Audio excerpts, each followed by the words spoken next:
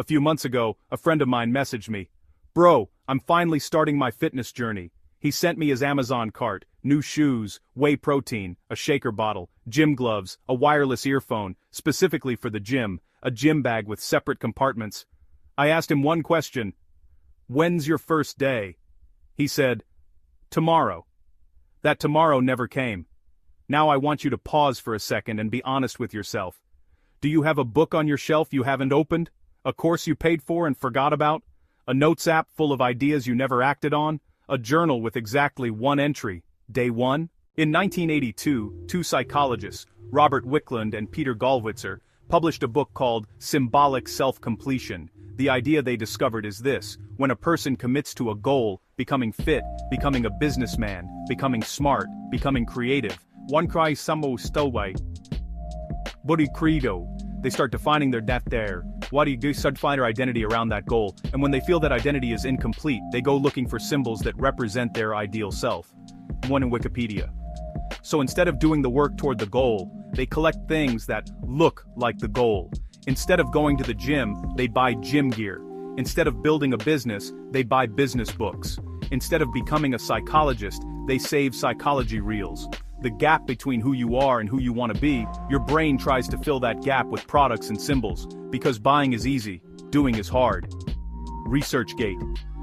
And here's the critical part. This isn't a character flaw. This is a deeply wired psychological mechanism that your brain runs automatically. Now pay close attention here, because this is the part most people have never heard. Wicklund and Gollwitzer argued that the moment a person commits to a goal, a psychological tension is created, a discomfort, that stays alive until the goal is actually achieved. ResearchNet. In a healthy scenario, that tension pushes you to work, but your brain is always looking for the shortcut. That shortcut is called self-symbolizing, taking actions that feel like progress toward your goal, without actually making any. You buy the symbol, your brain registers forward movement, the tension releases, you feel good, and the actual work feels unnecessary. PubMed Central. And then in 2009, Gollwitzer proved something even more unsettling. In a study with law students, he found that students who publicly shared their goals and intentions actually did less work toward achieving them afterward. Atlassian. His explanation was that announcing your goals gives people a premature sense of completeness, as if the goal has already been partially achieved just by saying it out loud. Inverse. Think about what that means. Every time you post new chapter starting on Instagram, your curry for door beer and dodri and dapper z sorts. And shrocks short per breed can talk or dobry. Every time someone says, wow, that's a great goal, your brain partially checks it off. You haven't done a single thing, but it already feels like you have. Let me make this real with examples you'll recognize immediately. Example 1. The self-help collector. You know someone, maybe it's you, who has atomic habits, the psychology of money, think and grow rich, rich dad, poor dad all lined up on a shelf, spines perfectly straight, pages never turned. Ask them how their finances are going. Buying those books is the symbol of being a person who wants to grow. Actually reading them, that's a different thing entirely. Example 2, the startup founder hoodie, MacBook in a coffee shop, LinkedIn bio that says founder, company has 4 followers, no product, no customers. But the pitch deck has been redesigned 50 times. They'll spend 3 hours explaining their idea to anyone who will listen. Talking about it is the symbol. Building it is something else. Example 3, the psychology content consumer. This one's a little uncomfortable.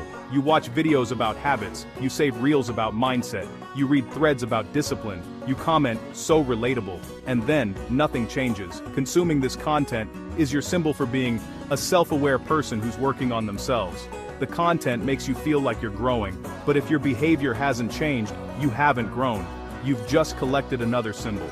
And here's the research finding that should make everyone pause. A study found that professors with fewer publications and less experience were more likely to display their professional titles in their email signatures. The ones who had actually done more work felt no need to advertise it.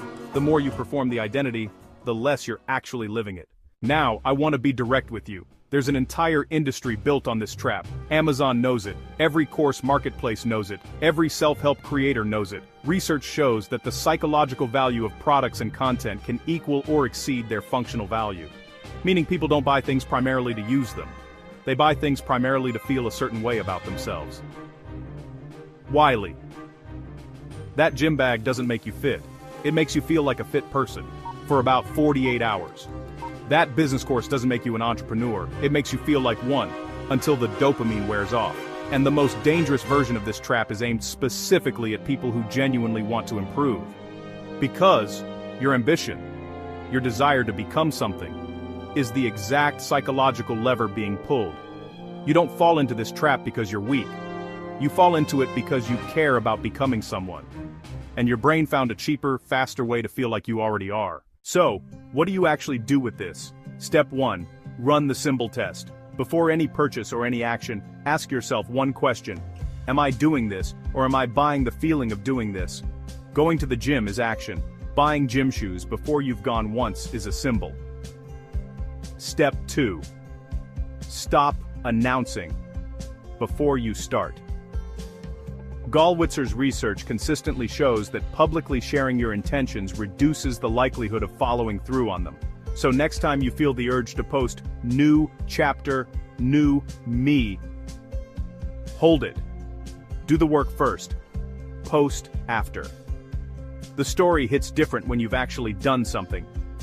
Inverse. Step 3. Treat discomfort as the signal. The moment your brain says, "This is hard, let me prepare a bit more first." That is the exact moment it's about to go find a symbol. That's the moment to take the smallest possible real action instead. Not buy the notebook. Write one sentence. Not research gyms. Do 10 push-ups right now. Step 4. Do a symbol audit today. Look around your room. Check your phone. Count the things you bought or saved that represent goals you haven't acted on. That pile is your psychological debt. Every item in it is evidence that the trap worked on you. Use that as your measure, not motivation, but honest accounting.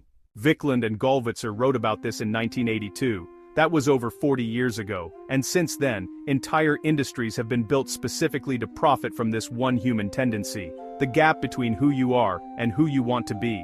Instagram monetizes it, Amazon profits from it. The self-help industry runs on it, so before your next purchase, check yourself. Before your next announcement, check yourself. Before your next saved reel, check yourself.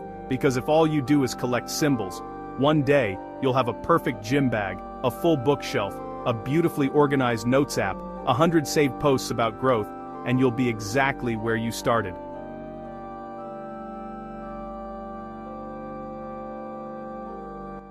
Don't be the symbol. Do the work. About power, identity, and how situations shape who we are. Subscribe.